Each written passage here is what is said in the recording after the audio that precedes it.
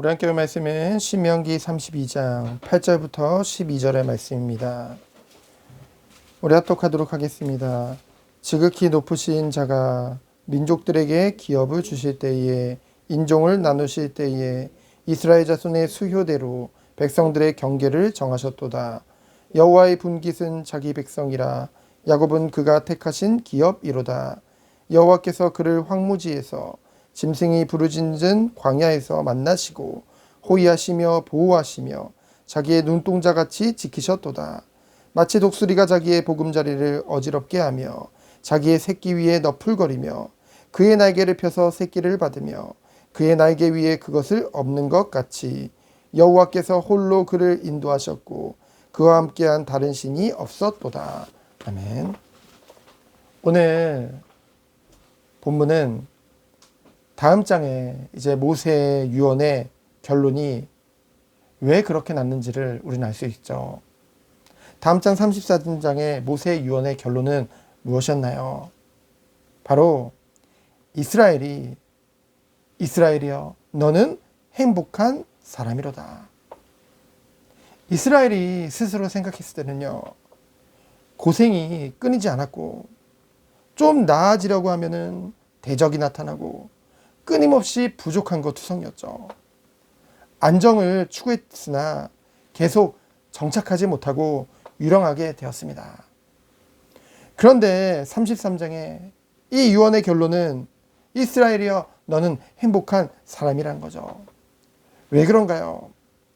오늘 8절에 보면은 지극히 높으신 자, 바로 하나님을 말하죠. 그 하나님께서 민족들의 기업을 정할 때, 인종을 나누실 때에 무엇을 경계로요? 이스라엘의 경계로 그 모든 것을 나누셨대요. 이 말은 이스라엘을 먼저, 하나님의 백성인 이스라엘의 땅을 먼저 정해 놓으시고 그것을 기준으로 이방 나라들의 경계를 확정하셨다는 거죠.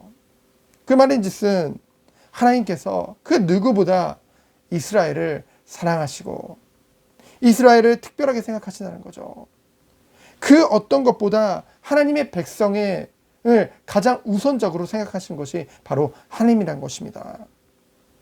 그 이유에 대해서 구절을 보면요, 원문에 보면은 왜냐하면이라는 단어가 있는데 그것이 생략되는 건데요.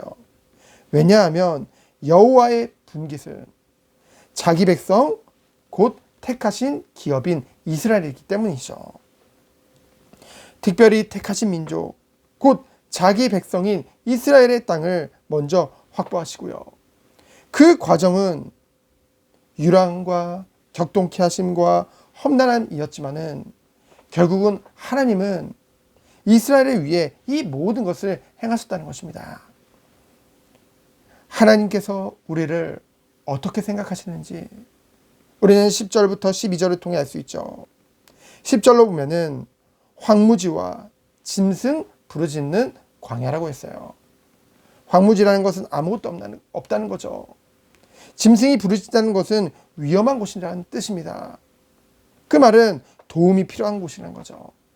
그곳에서 만나시고 호위하시는 것은 우리 주위를 뱅뱅 돌아서 빈틈없이 에워싸시고 우리를 보호하신다는 뜻이죠. 시편 32편 10절을 보면은 악인에게는 많은 슬픔이 있으나 여호와를 신뢰하는 자들에게는 인자하심이 두루리로다. 우리를 두르시고 에워싸시고 보호하시는 하나님인 줄 믿습니다. 그래서 여기에 보호하시며라는 뜻은 세상 가운데서 우리를 세심하게 생각하시며 이스라엘을 마음에 품으시고 그들의 움직임 하나하나까지 지켜보시는, 그래서 이후에 절에 보면은 하나님이 눈동자같이 지켜보신다고 했죠. 가장 최고의 사랑으로 눈동자같이 지켜보신다는 것은 마음을 한시도 놓지 않고 세심하게 우리를 돌보신다는 뜻입니다. 이 가운데 우리가 있는 거예요. 하나님께서 우리에게 베푸신 은혜, 이스라엘에게 베푸신 은혜를 보면은요, 너무나도 큰 사랑인데 이스라엘은 너무나도 쉽게 하나님을 배반하고 무엇을 위해서요? 당장 눈앞의 것을 위해서.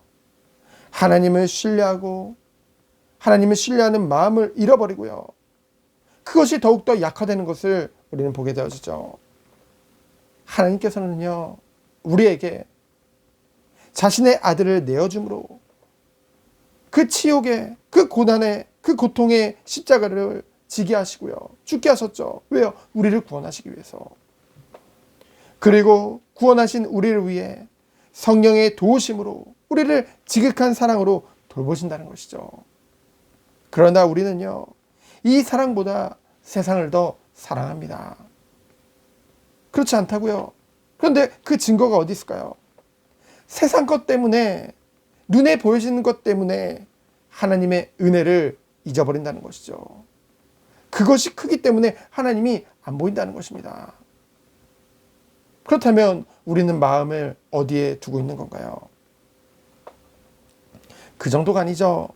11절을 보면은요, 우리는 알 수 있습니다. 하나님이 하나님의 백성을 어떻게 인도하시고 우리를 향한 목적이 무엇인지를 우리는 알 수 있죠. 11절에 보면은요, 독수리가 자기 보금자리를 어지럽게 한대요. 여러분, 우리는요, 이 보금자리, 우리가 거주하는 게 안정되기를 원하잖아요. 근데 독수리는요, 일부러 어지럽게 한대요. 그 이유가 무엇일까요? 그 독수리 새끼를 괴롭히는 데 목적이 있는 것이 아니란 거죠. 새끼로 하여금 그 보금자리를 어지럽히지 않으면요, 새끼는 거기가 좋으니까 거기 정착하려고 하죠. 나를 생각을 안 하는 거예요. 그래서요, 새끼로 하여금 날도록 통기를 부여하기 위함이라는 거죠. 그래서 그 보금자리를 어지럽히는 것입니다. 또한 새끼가요, 나는 연습을 하다가 떨어지는 경우에는요, 오늘 말씀에 보면은 자기 새끼 위에 너풀거리며 계속 돌고 있다가 그의 날개를 펴서 그를 받는다고 했죠. 이스라엘을요, 광야 40년 동안 하나님이 왜 인도하셨을까요? 그들은 안정을 추구했죠. 그러나요, 안정되면 안 돼요. 왜요? 아직 약속의 땅에 들어가지 못했는데. 들어가서도요, 끊임없이 그들을 격동케 하셨죠. 그 이유가 어디에 있을까요? 그들이 자라나도록, 그들이 날도록 하기 위해서라는 것이죠. 독수리는요, 높은 곳에 올라가서 그 새끼를 떨어뜨립니다. 그래서 나는 법을 가르치고요, 땅에 떨어지려고 하면은요, 다시 받아서요, 높은 곳으로 반복해서 올린다는 거죠. 결국은 그러한 과정들을 통해 독수리 새끼는 이제 나는 법을 배우게 되어지는 것입니다. 그런데요, 우리는요, 이러한 하나님의 방법을요, 깨닫지 못해요. 그래서 오히려 호세아 12장 3절에 보면은, 그러나 에브라임에게 걸음을 가르치고 내 팔로 안았음에도 그들은 어떻게 했대요? 내가 그들을 고치는 줄을 그들은 알지 못하였도다. 하나님은요, 우리를 고치기 원하시고 우리를 날도록 하기 원하십니다. 하나님의 방법이에요. 그래서 12절에 보면요, 여호와께서 홀로 그를 인도하시고 그와 함께한 다른 신이 없다고 했습니다. 다른 도움이 없다는 거죠. 다른 것이 없다는 것입니다. 우리가 의지할 것은 오직 하나님인 줄 믿습니다. 그래서 하나님께서 이 이스라엘을, 하나님의 백성을 인도하신 목적은 출애굽기 15장 13절에 나오죠. 주의 인자하심으로 주께서 구속하신 백성을 인도하시되 주의 힘으로 그들을 주의 거룩한 처소에 들어가게 하시니라. 주의 거룩한 처소는 완전한 구원의 목적지, 주의 임재를 말합니다. 하나님이 우리를 거기까지 인도하시기까지 우리를 끊임없이 보살피시고 인도하시고, 오늘도 하나님이 앞장서서 주인 되셔서 우리의 모든 것을 주관하실 줄 믿습니다. 이것을 믿고 믿음으로 나아가는 우리 모든 성도님들 되어지기를 예수 그리스도 이름으로 축원드립니다. 오늘 금요기도에 있습니다. 정말 우리가 하나님 앞에 기도하는 밤 되어지기 축원드립니다. 기도하겠습니다. 하나님 감사합니다. 오직 하나님의 영광을 위해서 오늘도 인도받는 하루 되도록 주여 축복하여 주옵소서. 하나님이 우리를 향한 그 사랑과 그 은혜를 단 한순간도 의심하지 말고 오직 주님만을 신뢰하며 나아가는 하루 되도록 주여 축복하여 주옵소서. 눈에 보이는 것 때문에 우리가 흔들리는 것이 아니라 영원하신 반석되시는 하나님만을 바라보며 나아가도록 주여 축복하여 주옵소서. 살아계신 예수 그리스도 이름으로 기도합니다. 아멘. 감사합니다.